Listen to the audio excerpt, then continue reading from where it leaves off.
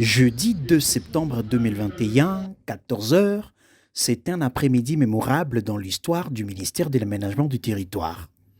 En harmonie avec l'axe 6 du pilier 2 de la feuille de route 2021-2023 de son ministère, le ministre d'État en charge de l'aménagement du territoire, Maître Guy Luando, a remis officiellement à son administration des véhicules pour renforcer leur capacité opérationnelle. Cette action exceptionnelle, qui est une première en 4 ans d'existence de ce ministère, s'inscrit dans le cadre de la vision du chef de l'État qui fait de l'aménagement du territoire un des leviers du développement de la RDC.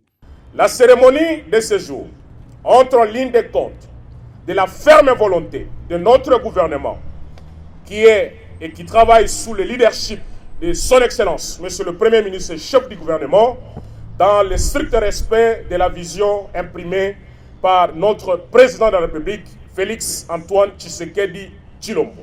Monsieur Hervé Moge, coordonnateur du cabinet du Premier ministre, a, au nom du chef du gouvernement Samalou Condé, exhorté les cadres et agents de l'administration à utiliser ces véhicules en bon père de famille. Tout ce qu'on peut vous demander par le canal du ministre d'État et du gouvernement, c'est une bonne utilisation de ces équipements pour que les résultats suivent. Il y a quelques années, je ne sais pas comment l'administration s'est débrouillée pour travailler, mais aujourd'hui, vous avez un ministre d'État qui tient à ce que les conditions de travail de son administration puissent se dérouler dans de bonnes conditions. Nous vous demandons de recevoir ces véhicules et de les utiliser comme si c'était les vôtres. Vous les gardez, c'est des véhicules qui coûtent assez cher, donc vous comprendrez tous les sacrifices que le ministre a consentis et le gouvernement pour vous doter de ces choix automobiles. Pour le secrétaire général AI, ceci est la matérialisation d'un rêve qui prend corps grâce au choix du président de la République sur le ministre d'État Guy Luando Mboyo. Pour nous, le champ et cadre de l'administration, c'est une émotion. Une émotion que tout le monde ne rêvait pas qu'un jour l'avenir du territoire puisse bénéficier de ce lieu de travail. Par la grâce de la vision du chef de l'État, Antoine Félix Tshisekedi, le Premier ministre, le ministre d'État, il a fait un coup que tout le monde ne pensait même pas.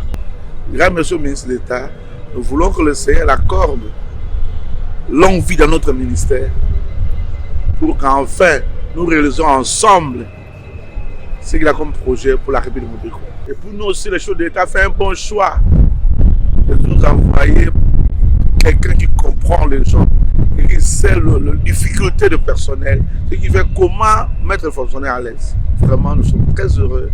C'est pour ça que je répète de dire, c'est un grand merci, c'est une grande émotion pour nous. Cet acte est aussi apprécié à sa juste valeur par M. Henri Alinga Moké, coordonnateur de l'Observatoire national de l'aménagement du territoire, qui note qu'à cette allure, l'aménagement du territoire va atteindre des objectifs assignés dans sa politique nationale. Et là, c'est une expression d'une volonté politique déterminée. Et nous pensons qu'avec cet élan, l'aménagement du territoire va aller, n'est-ce pas, pour pouvoir atteindre les objectifs assignés dans la politique nationale d'aménagement du territoire.